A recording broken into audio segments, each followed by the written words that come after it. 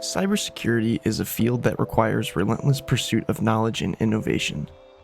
In the ever-evolving landscape of digital threats, the professionals of today must stay one step ahead, equipped with the skills to protect, defend, and secure. A home lab is a way to do just that.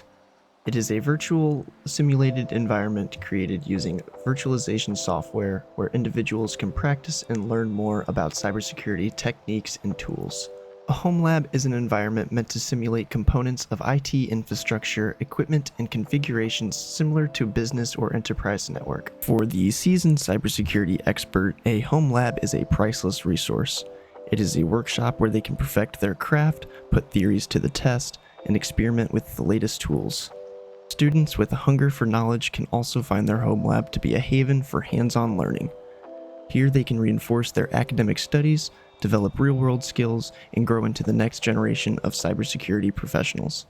In this video, I'll be taking you on a general overview of my virtual home lab, highlighting the core components, services, and tools that can turn a humble space into a thriving center of cybersecurity exploration.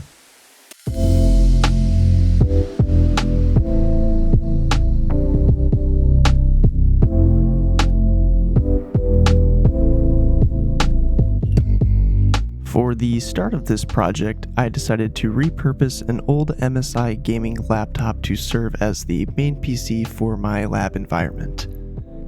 The main PC hosts 16 gigabytes of RAM and 1 terabyte of SSD storage, which should be more than enough for this small-scale virtual lab.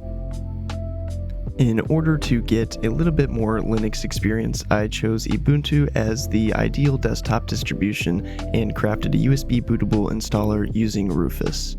Rufus is a free and open source portable application for Windows that can be used to format and create bootable USB drives or live USBs. Now we can take a step back and visualize the entire network architecture that underlies my home lab project. Since networking was to serve as the backbone of this home lab, I opted for the VirtualBox internal network mode. This allowed me to avoid any networking conflicts with my home network by assigning static IP addresses to every virtual machine. This would ensure seamless connection and organization within my virtual lab.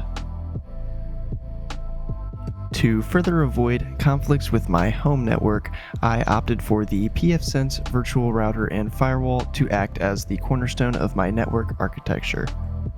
pfSense is a free and open source firewall and router that also features unified threat management, load balancing, multi-WAN, and more. The software is completely free to use and is really simple and easy to install.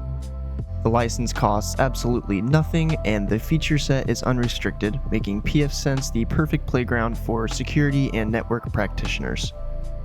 Next, I wanted to get some experience messing around with and configuring an Active Directory. So I chose the Windows Server 2019 virtual machine as my Active Directory domain controller, which served as the heart of user management and a source of valuable DNS capabilities. Enter our mock users, 2 Windows 10 Enterprise virtual machines. These digital entities emulate real-world users, helping us explore and understand the intricate domain setup while providing a gateway and interface to access my servers. Speaking of servers, I decided to use Ubuntu servers to host the core components of this lab.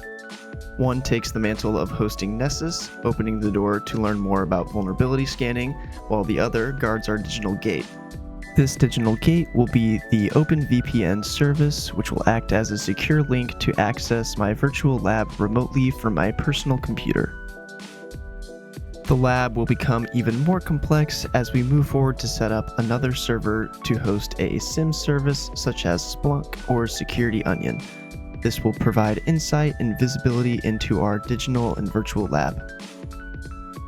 We can go even further with this by setting up a vulnerable machine from a website like VulnHub and scanning and monitoring its activity using trusted tools like Wireshark and my Nessus machine. I can also use the tools of a Kali Linux machine to exploit vulnerabilities and test the integrity of my virtual fortress. As the overview for this lab concludes, remember that I'm only scratching the surface of the potential for my lab. As I learn new things and implement new services into my network infrastructure, I plan on documenting and sharing each step along the way.